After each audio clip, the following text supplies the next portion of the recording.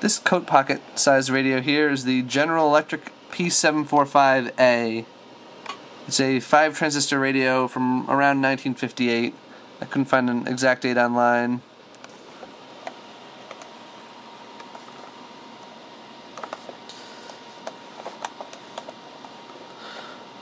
I also have the nicer 6 transistor version of this set, and I have a video up of that as well.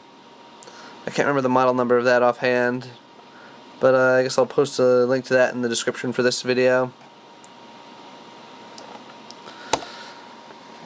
This one was previously restored. Maybe there should be quotes around that. But I was able to do some further work to it and get it to sound really great.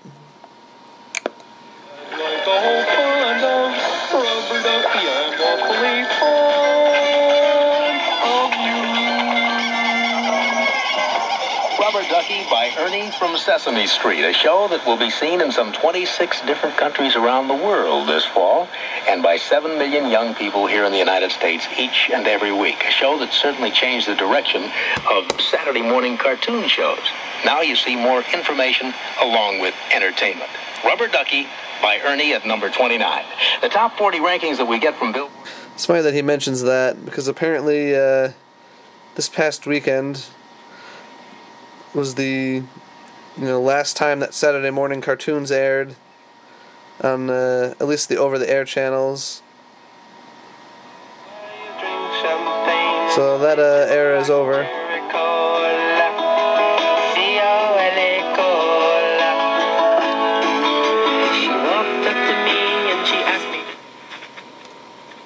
Might need a little bit of counseling this morning. B.A., how you doing, buddy? How you holding up? What's up, Delmer? How are you, buddy? Really strange day in the college football world, wasn't it? And every game, because if you won every game, no one would show up to play it. Yeah, but Ole Miss has got a great team. Roll the tapes back. I told you that. Why don't we take them and tape?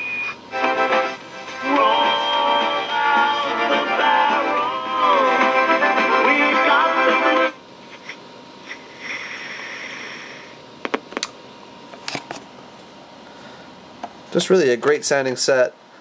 GE knew what they were doing with these 5 transistor radios. I have another one of these that also sounds great. Although their later 5 transistor sets used a, I guess, pin drive or reed speaker, and they don't sound as good. This one uses a single transistor as a Class A amplifier for the output stage.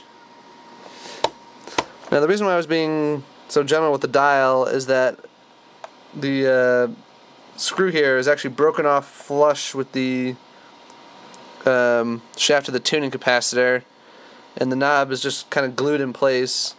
It was like that when I got it. I was wondering why the heck this screw was so hard to remove, and I ended up breaking the dial off again. The previous person had glued it.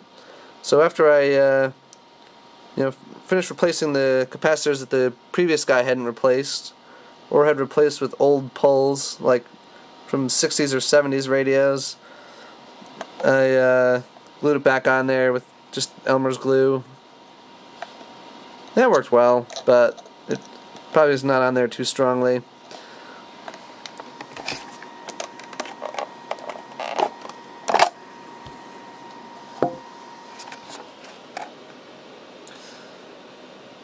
See, this set was made in Utica, New York.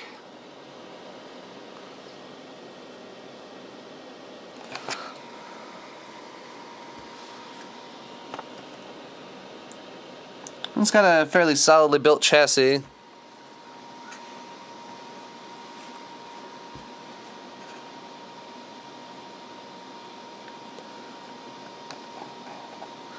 It's reinforced by like an aluminum strip here underneath the antenna, or aluminum plate rather, and by the battery compartment on the other side. They did a good job on this design, I must say. Especially when you consider this is, the budget model. There's one of my replacement capacitors there. The previous person paid more attention to appearances than, I guess, electrically getting this thing working right.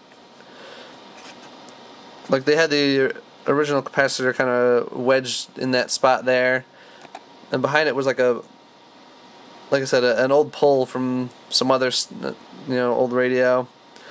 I'm not sure why they used parts from the 60s and 70s for the most part to repair a radio from the 50s. Those parts didn't have much life left in them. And they even left 2 of the original white ceramic LEI capacitors in there. Or not LEI, IEI brand capacitors, which are junk. And you can see there's a severed trace here. It was like that when I got it. The previous person replaced the output transistor with a different one, and they disconnected the little biasing diode there. I reconnected that, and it caused the current draw of the set to spike up to like 100 milliamps, so I disconnected it. Now it draws about 30. I'm not sure if that's right or not. Anyway, it's nice to get that one, this one here sounding the way it should. Thanks for watching.